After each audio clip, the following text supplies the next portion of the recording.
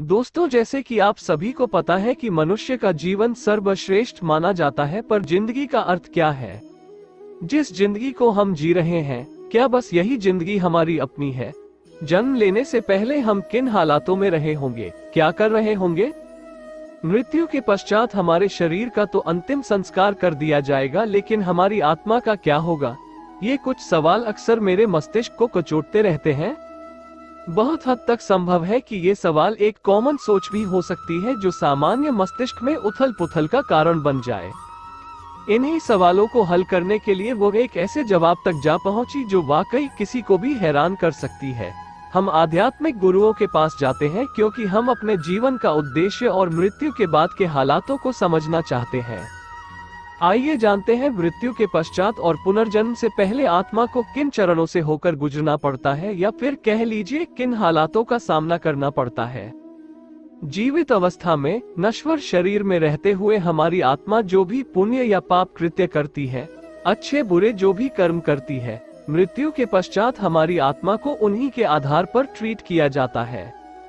हमें अपने कर्मों के आधार पर अलग अलग लोकों में तब तक रहना होता है जब तक कि हम पुनर्जन्म लेकर धरती पर दोबारा ना आ जाए। सबसे ऊपरी लोक होता है स्वर्गलोक। जानकारों का कहना है कि आज के हालातों में 100 में से मात्र 2 लोग ही ऐसे होते हैं जिनकी आत्मा मृत्यु के पश्चात स्वर्गलोक या महरलोक के दर्शन करती है, वहां के सुख भोग पाती है।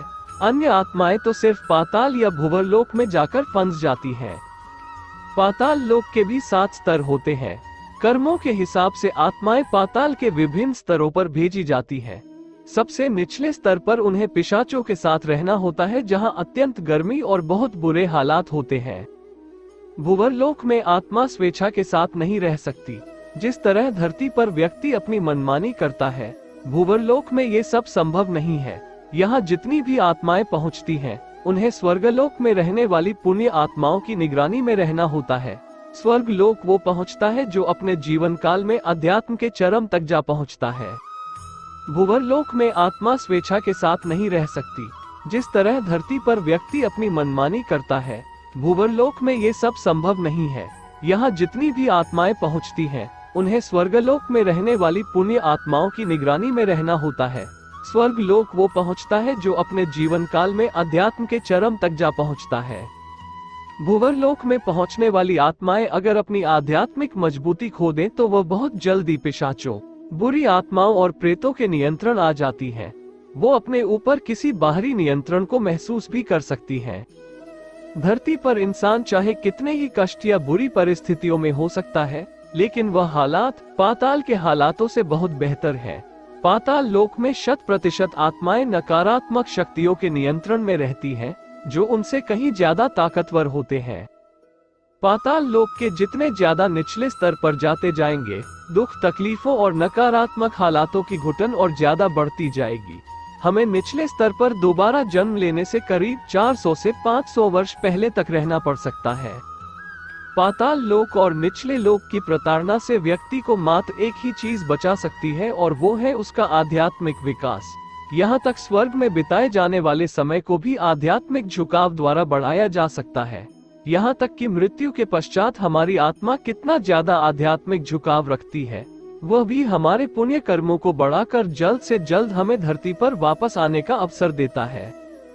हालांकि यह इतना आसान नहीं होता, क्योंकि शक्तिशाली और बुरी आत्माएं हमें किसी भी प्रकार के आध्यात्मिक कृत्य करने से रोकती हैं।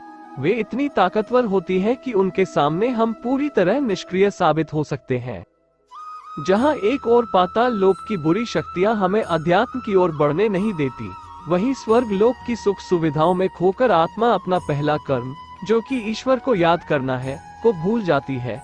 दोनों ही हालातों में नुकसान भुगतना पड़ता है। इंसान केवल अपना पिछला जन्म ही जान सकता है। यूं तो आत्मा धरती पर ना जाने कितनी बार जन्म लेती है, परंतु जब तक कि उसके अन्य जन्मों में कुछ खास ना घटित हुआ हो, वह केवल अपने पिछले जन्म के विषय में ही जान सकता है।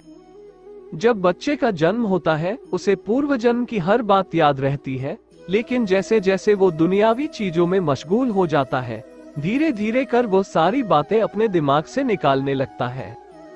धरती पर जन्म लेने का एकमात्र उद्देश्य होता है कर्म करना, दुनियावी लेन देन ना तो पाताल लोक में संभव है और ना ही किसी और लोक में, इसलिए आत्मा को दोबारा धरती पर आना ही पड़ता है।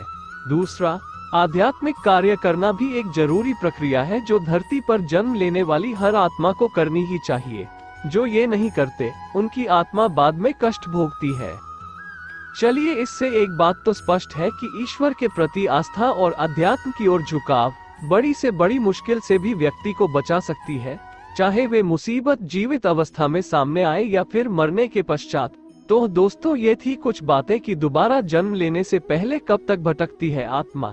आशा करता हूँ कि वीडियो देखकर आपको अच्छा लगा होगा। तो दोस्तों, चैनल को सब्सक्राइब करना ना भूले और बेल आइकॉन को भी प्रेस कर दे ताकि ऐसे ही वीडियो आप तक पहुँचती रहे। धन्यवाद।